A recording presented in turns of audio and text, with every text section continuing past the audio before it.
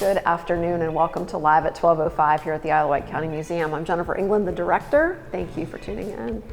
So today we're talking about pets. The museum is home to the world's oldest ham, and P.D. Gwaltney Jr. referred to the world's oldest ham as his pet ham. I broke out our 3D printed copy of the ham today. But many people have pets. They have an animal friend or even a ham that they have for companionship. Those of us with pets do spend some time taking photos of them, maybe of photos of them being adorable, doing cute things. This is a way that, of course, humans kind of express that emotional bond to their pet. For hundreds of years, people have been posing with their beloved pets for portraits.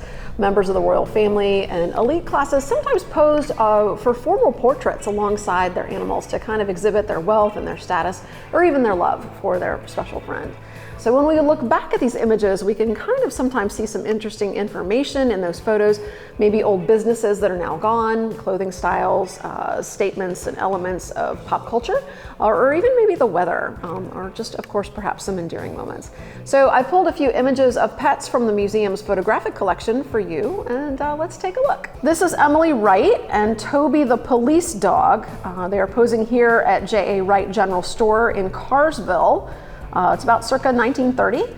And if we zoom in on the store, we can see that gas pump back there, it's probably got an Esseline logo. If you just really zoom in on it, it looks to be an Esseline gas pump. This is a 1945 image. This is one of our volunteers here, Kathy Mountjoy. She's pictured here with her dog, Judy.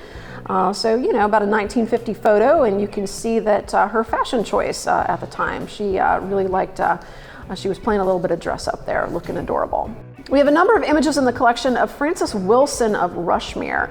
We do know that she was named to the top of her class in first grade, and we can infer that she and her family liked animals because they took a number of pictures of Frances with her animals. You can see some of her fashion choices here in the images on the family property. Maybe check out the weather too.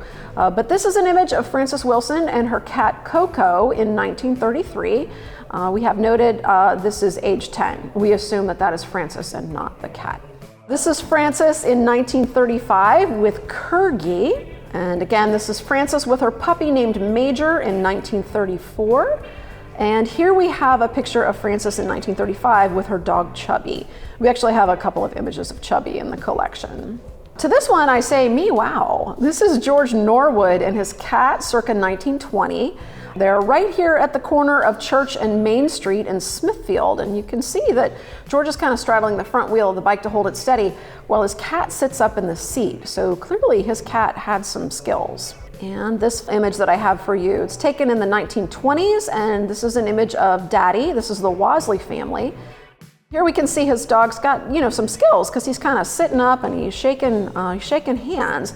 But we can also see that Daddy is smoking. So in the 20s, smoking transitioned from, you know, primarily a male habit into kind of a symbolism of, you know, modern culture, mass culture, modern liberation. So that was definitely a statement on the time period there.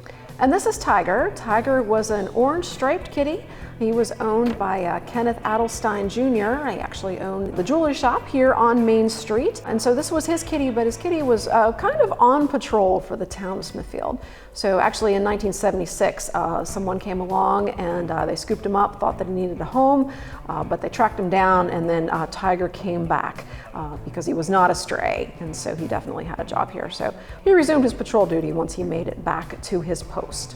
Likewise, all of the museum staff members and volunteers, we all love our pets as well. So check out some of the images of us here with some of our pets and our PD-inspired pet-like friends. Thanks so much for tuning in today for another episode of Live at 12:05. We'll see you again next week. Take care.